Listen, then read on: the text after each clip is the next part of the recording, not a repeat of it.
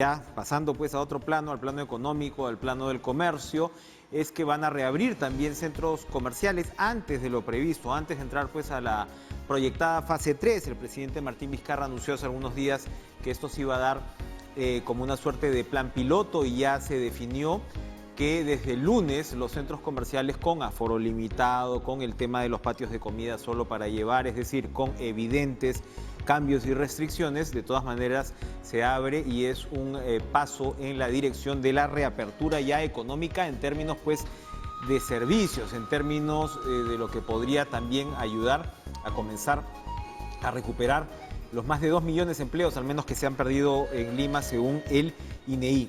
Esto ocurre cuando nuestra cifra de infectados está en 244.388, 3.480 nuevos casos, ¿no? El día de hoy, y los muertos que ascienden, los fallecidos ascienden a 7.461.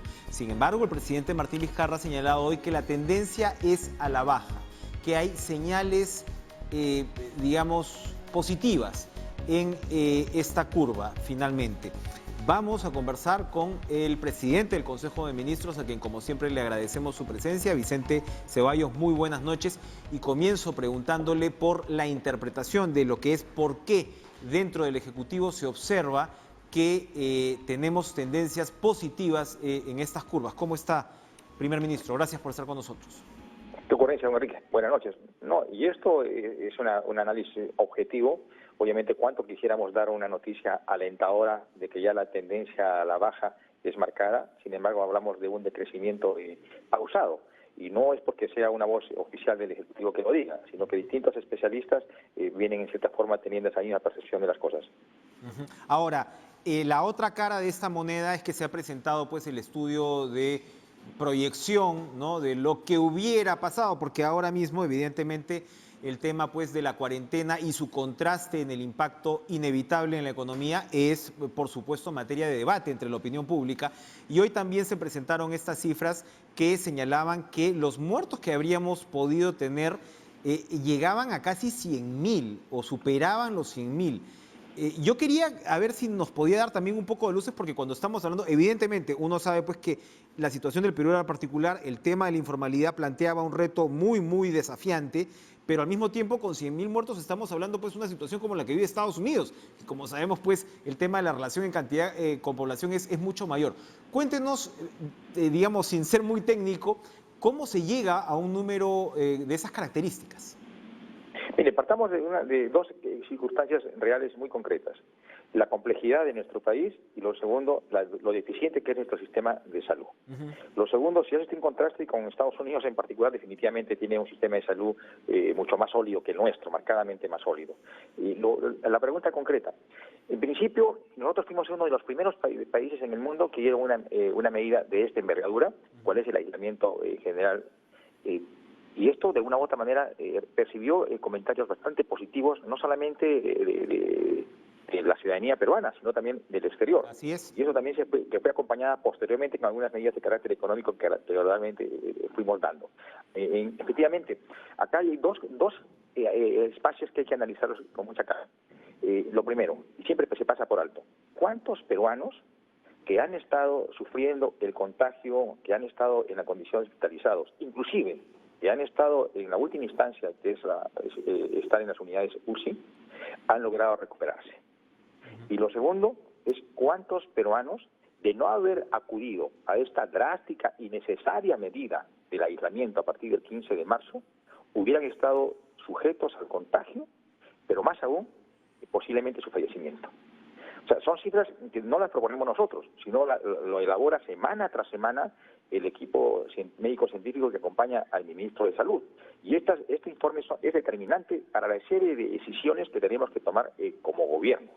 Nosotros de ninguna manera estamos interesados en inflar las cifras, somos un gobierno muy cauto y muy responsable y nos sometemos a las disposiciones o sugerencias que vengan de estos equipos técnicos del Ministerio de Salud. Bien. Ahora, el hecho es que la economía pues está golpeada, la economía del mundo está golpeada, pero evidentemente las vulnerabilidades del Perú le dan una complejidad adicional o le dan una complejidad que de repente es comparable con cierto grupo de países donde la informalidad pues es la norma, ¿no? Donde estamos hablando pues probablemente del mayor del 70% de la PEA ocupada pues de manera informal. ¿Cuáles son las expectativas con respecto a esta reactivación económica que ya arrancó la fase 2 y nos vamos acercando a la fase 3? ¿Estamos en el hueco o vamos a salir, primer ministro? Dos aseveraciones previas, don Enrique. La primera, se ha puesto en evidencia que como país... ¿Tenemos problemas con el audio? Producción, ¿me ayudan? A ver. Bueno, vamos a tratar de recuperar la comunicación con el primer ministro. Vamos a ver si lo hacemos ahora mismo o vamos a... Ya lo tenemos. Nos estaba diciendo, primer ministro, digamos, las particularidades, las debilidades del país en esta situación. Sí, le decía dos premisas previas, ¿no? Sí. Una, que como país, si bien hemos crecido, pero no nos hemos desarrollado. Y esto se pone en evidencia con el déficit que tenemos especialmente en infraestructura de salud en estos momentos. Y la segunda premisa, si bien hemos tenido una caída económica, esta ha sido una caída inducida. Estamos en una situación límite donde había que tomarse decisiones. Y como gobierno tomamos esta decisión. Obviamente nadie lo hubiera querido, sin embargo las circunstancias así lo exigían, de determinar el aislamiento, porque de por medio estaba la salud de miles de peruanos. Y en ese contexto, como usted bien lo propone en su interrogante, efectivamente estamos inmersos en la segunda fase de lo que es la reanudación de las actividades económicas productivas. La primera fue en mayo, la segunda en junio, y a estas alturas algo más del 80% de las actividades económico-productivas deberían ya estar en plena operatividad. Sin embargo, no hemos llegado a ese porcentaje, es bastante menor, estamos en un 50-55% aproximadamente, porque hay que ceñirse a protocolos sanitarios estrictos. Y lo segundo, obviamente, cada empresa tiene que acudir también a protocolos y exigencias en salvaguarda de la salud de sus trabajadores. Quizás esa sea una primera limitante. Sin embargo, como gobierno estamos inclusive hasta flexibilizando algunos mecanismos, por ejemplo, el sistema integrado de COVID, que es un registro ante el Ministerio de Salud, se flexibilizó. Estamos dando todo tipo de escenarios que signifiquen una reanudación inmediata. En julio entramos a la tercera fase. Sin embargo, en paralelo, también es necesario enfatizarlo, don Enrique, el día de ayer y hoy hemos tenido 2 sesiones del Consejo de Ministros y se ha aprobado un programa que le hemos denominado Arranca Perú, en el cual se está disponiendo de cerca de 6.400 millones para generar algo de 1 millón de puestos de trabajo. Y estos programas tienen incidencia en lo que es mantenimiento de red vial nacional, vinculado al sector transportes, la construcción de 20.000 nuevas viviendas, de bono vivienda, Ministerio de Vivienda. Estamos insistiendo en lo que significan las unidades ejecutoras en el Ministerio de Agricultura y también se va a dar un mayor impulso al programa Trabaja Perú a cargo del Ministerio de Trabajo. Trabaja Perú se centra en el tema de trabajo temporal, por supuesto, ¿no? Exactamente, ¿no? Todas estas medidas son de trabajo temporal. Tratamos de generar no solamente dinámica económica, sino también generar empleo y sobre todo ingreso a las familias. Suma el tema de la reconstrucción que se acaba de anunciar que el Reino Unido en asociación con Irlanda será pues el país que, replicando un poco la figura de los panamericanos, va a estar al frente de un número de obras importantes. ¿Eso entra también ahí?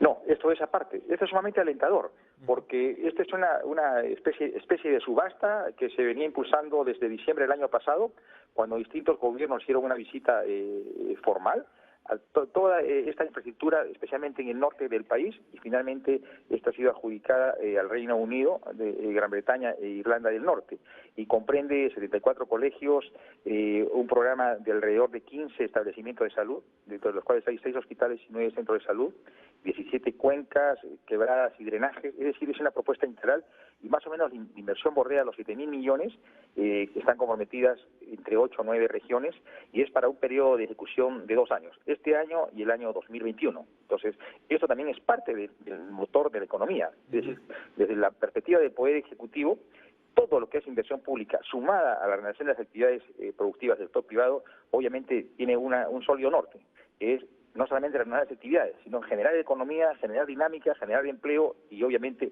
devolver economía a las alicaídas familias peruanas.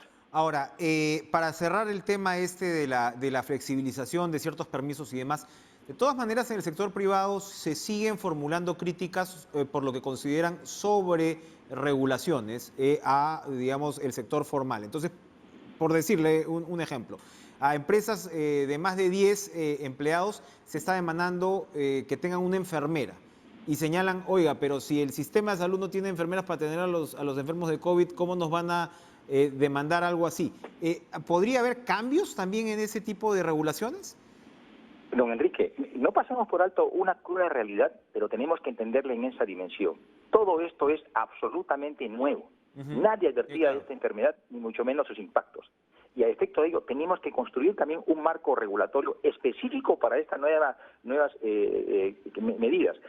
Justamente lo que usted nos reclama, y con todo derecho. Hemos recibido desde distintos espacios observaciones que no aceleran los trámites, que estuviera burocratizando el procedimiento. De nuestra parte no existe el menor ánimo por acudir a un entrampamiento administrativo. Lo queremos darle flexibilidad, pero sin pasar por alto una condición mínima, fundamental, que es la condición de salubridad. Claro. Todo tiene que estar sujeto a condiciones, a protocolos estrictos de la salud de los trabajadores y de las personas en general. Ahora, evidentemente, ¿no? Donde vemos, y en realidad esto ha sido como una secuencia por capítulos, de donde hemos visto que el contagio se ha propagado, ¿no? Sin ningún tipo de freno, es precisamente pues, en los grandes espacios informales, ¿no? Que es pues nuestra gran debilidad. Lo vimos en los mercados, lo vimos en espacios de transporte público que ya sabemos cuán complicados son, y lo hemos visto ahora con esta explosión de ambulantes que llenan distritos, pues desbordan en realidad calles de distritos como La Victoria. ¿Cómo derrotar al virus en esos círculos? Porque uno piensa que ojalá el sector privado pues se ponga las pilas y pueda, como usted señala, también hacerse responsable de la salud de sus trabajadores. Pero ¿cómo llegar a neutralizar esta situación en estos grandes espacios informales? Tuvimos un programa inicial, aparentemente pasó inadvertido, pero es fundamental hoy en día, los llamados mercados itinerantes, donde el productor de la chacra La Olla ponía sus productos a consideración de los ciudadanos en orden y sobre todo con planificada atención de la salud. Ese mismo modelo, diríamos exitoso, se está trasladando a lo que es el comercio ambulatorio. Y aquí hay que reconocer la disposición y articulación que están mostrando los alcaldes en todo momento, especialmente de Lima. A efecto de ellos se están focalizando espacios especialmente deportivos. Hace poco estuvo el ministro de Defensa aperturando uno, si no mal recuerdo, en el complejo Huayna Cápac. Así es. Y en esa misma dimensión tiene que aperturarse en otros espacios, pero con orden. Pero más aún sin soslayar el tema de la salud pública. Esta es una salida, una medida bastante pertinente y en la cual estamos involucrándonos en distintos niveles de autoridad. Bien.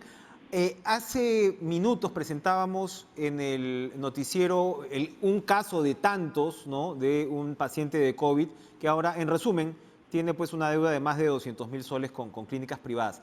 ¿Qué hacer al respecto, primer ministro? Porque incluso antes lo hemos conversado con el ministro Zamora, había, digamos, el Estado tenía la facultad de repente de entrar un poco más a regular. Sé que obviamente pues estamos en una sociedad de mercado, ¿no? Pero evidentemente pues hay temas que ya están llegando a un extremo. Y hemos visto en casos como en España, donde el sistema de salud se nacionalizó para combatir en ese momento el COVID. ¿Cómo ponerle un freno a estos evidentes abusos, no? Tres respuestas diferentes a un tema crítico y lamentablemente real. O sea, este es un hecho aislado de una persona que quizás ha tenido la oportunidad de elevar su voz de protesta. Pero una pregunta, aquí tiene que dar una respuesta el país como Estado organizado. Y el Estado lo somos todos, no solo el gobierno nacional. También la empresa privada y también los ciudadanos. ¿Cabe en una circunstancia, en una contingencia tan delicada como la que estamos compartiendo, algún nivel de aprovechamiento como que estamos evidenciando a través del cobro de estos montos? Y se está dando. O sea, no es algo que estamos inventando, es un hecho real, concreto. Y se dan uno, y se dan dos, y se dan tres. Lo segundo, que también están bastante débiles los mecanismos de fiscalización. O sea, aquí, por ejemplo, su salud debería estar actuando. Y lo tercero, que no le quepa la menor duda, don Enrique, estamos revisando todo el marco normativo necesario para hacer un reajuste, porque se está evidenciando que hay algún nivel de debilidades que no nos permite un mejor control, o mejor dicho, una inmediatez en la respuesta para acudir a una mejor fiscalización de este tipo de acontecimientos que lamentablemente se vienen dando. Perfecto. Primer ministro, vamos a una pausa, ¿qué le parece? Y regresamos a seguir conversando. Vamos a una pausa, regresamos con el primer ministro Vicente Ceballos.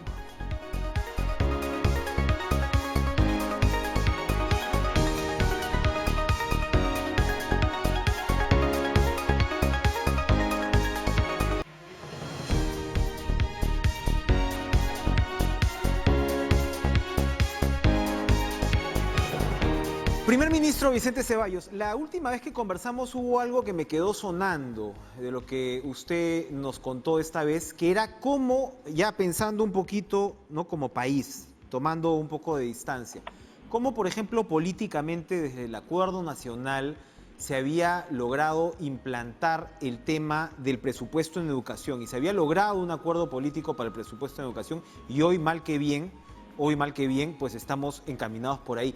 Y no había pasado lo mismo con el presupuesto de salud. Usted y varios de sus colegas y el propio presidente de la República han reiterado cómo ese ha sido uno de los fracasos los últimos años para el Perú y ahora en buena medida lo estamos pagando.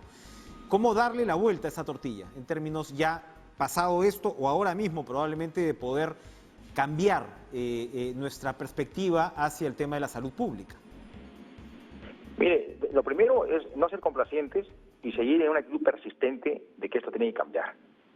Mire, hace poco compartía con un grupo de profesionales y uno de ellos me decía, y con mucha honestidad, ¿no? Hace un año yo pedí una atención por un médico especialista en salud y me dijeron que me dieron la cita para 6 meses. Y lo acepté y esperé los 6 meses. Bueno, ese aceptar era convalidar una realidad. O sea, ya antes de la pandemia, los sistemas de salud en general habían colapsado en nuestro país. No nos dimos cuenta, no lo advertimos o lo convalidamos. Lo convalidamos. Y hoy el tema de salud no es meramente infraestructura, es recursos humanos. Nos faltan médicos, nos faltan enfermeras, es medicamentos, es equipamiento. Hay una respuesta integral. O sea, esto no puede pasar de un día para otro, muy por el contrario. Creo que de una crisis es una oportunidad y tenemos que focalizar nuestra atención en problemas estructurales. Así como la educación es fundamental para nuestro país, la salud no es ajena a esa cruda realidad. Y acá tiene que haber un compromiso de país, de Estado. El gobierno en su momento declaró este año como año de la universalización de la salud. Así es. Habíamos identificado esos problemas, pero ha sido insuficiente porque hoy el sistema ha colapsado y no era malo, lo he dicho alguna vez. Lo hemos encontrado pésimo. Obviamente hay que destacar la actitud del cuerpo médico, enfermeras, en general, ¿no? Todo el sistema de salud en cuanto a recursos humanos, no hay que destacar ese invalorable apoyo que vienen brindando, ¿no? Pero esto no nos puede dejar de mirar a profundidad las debilidades que tiene el sistema de salud. Así es. Y digamos, siguiendo en esa línea, nos vamos hasta el Congreso y el presidente del Parlamento, Manuel Merino de Lama, decía ahora que, bueno, está muy bien pues el tema de la ley del retiro de la CTS y la AFP y que los congresistas tienen que defender, ¿no?, la probidad y la pertinencia del trabajo actual parlamentario, pero estábamos revisando pues si ustedes, el Ejecutivo, ha observado 3 de 4 autógrafas aprobadas en el Pleno de Salud. ¿Cómo, y usted había estado antes pues de ir al Congreso con el gabinete en un plan conciliador, pero cómo observa ahora el papel del legislativo? Yo estuve en el Congreso a los pocos días y reconocí la circunstancia de que el Congreso había puesto en agenda un tema que por oportunidad tenía que ser una prioridad. Puso en un pleno una agenda exclusivamente para materia de salud. Y lo reconocimos y lo saludamos en aquel entonces. Lo que no necesariamente significaba convalidar algún nivel de excesos que pudiera tener. Y efectivamente, cuando hemos revisado las autógrafas que ha remitido el Congreso de la República, fueron 4. ¿No? Una se ha convertido en ley y las otras 3 hemos observado, justamente porque se han evidenciado contravenciones al orden constitucional y porque hay un exceso de competencias. Y en muchas de las 3, en muchas materias de las 3, se regulan especialmente competencias de carácter económico-financiero, que es una función exclusiva y excluyente del Poder Ejecutivo. Y ya antes los habíamos advertido en otras observaciones que hicimos. Entonces, lo mínimo que nos reclamamos como gobierno es ser coherentes y apegados al orden constitucional. O sea, aquí no se trata de que detrás de una observación pueda leerse cual si fuera una oposición manifiesta a las decisiones que está tomando el Parlamento. No, simplemente estamos apegados a principios legales y a principios constitucionales en las observaciones. Así es, y hemos visto pues también problemas, por ejemplo, con la Comisión de Educación, el tema de las universidades, que por suerte, en fin, se ha retirado, pero hay problemas por ahí. Regresando al tema económico, primer ministro, el tema de Reactiva Perú, que estaba diseñado precisamente para inyectar liquidez a las empresas, ha tenido también una serie de críticas, ¿no? Por un lado, bueno, que no haya podido llegar pues a pymes a pesar de los esfuerzos que se hicieron por ahí, y por otro lado que incluso había empresas investigadas que han podido acceder a los créditos. ¿Cómo también ajustar Reactiva Perú? Mire, tenemos dos Reactivas Perú, el 1 y el 2. En el primero se establecieron requisitos inclusive, y acá hay que discriminar responsabilidades. O sea, el gobierno actúa como garante. Y en subasta es el BCR. COFIDE tiene un rol de supervisor y quien finalmente otorga los créditos es el sistema financiero. En la propia norma, el decreto legislativo que aprobamos en Reactiva Perú, se establecen algunas condiciones, pero no perdamos el objetivo central. ¿Qué perseguíamos con este programa Reactiva Perú? Que no se rompa la cadena de pagos y que no se afecten los derechos de los trabajadores. Eso es la fundamental. O sea, de una u otra manera, reimpulsar la estabilidad de nuestra economía a través de este soporte económico que estamos dando a las empresas. En el proceso, en el camino, se ha distorsionado, se han recogido distintas denuncias que inclusive empresas que estuvieran comprometidas con graves hechos de corrupción, a pesar de que la norma lo impide, hubieran obtenido este tipo de financiamiento. Estamos en pleno proceso de revisión. Como gobierno somos transparentes. El MEP es quien ha dispuesto a la publicación de todas las empresas que están en la condición de beneficiaria. Estamos en la segunda fase, todavía no se entraba a la subasta. Si es que hay que dar un marco normativo rectificatorio, aclaratorio o que precise de mejor manera los requisitos o condiciones para que las empresas beneficiarias pudieran acogerse, lo haremos. Perfecto. Primer ministro, se nos ha acabado el tiempo. Siempre como siempre volando se van los minutos cuando conversamos. Gracias por estar con nosotros esta noche. A usted, Enrique, muy amable. Gracias por estar con nosotros. Vamos a ir a una última pausa, ¿no? Vamos a hacer una última pausa y regresamos.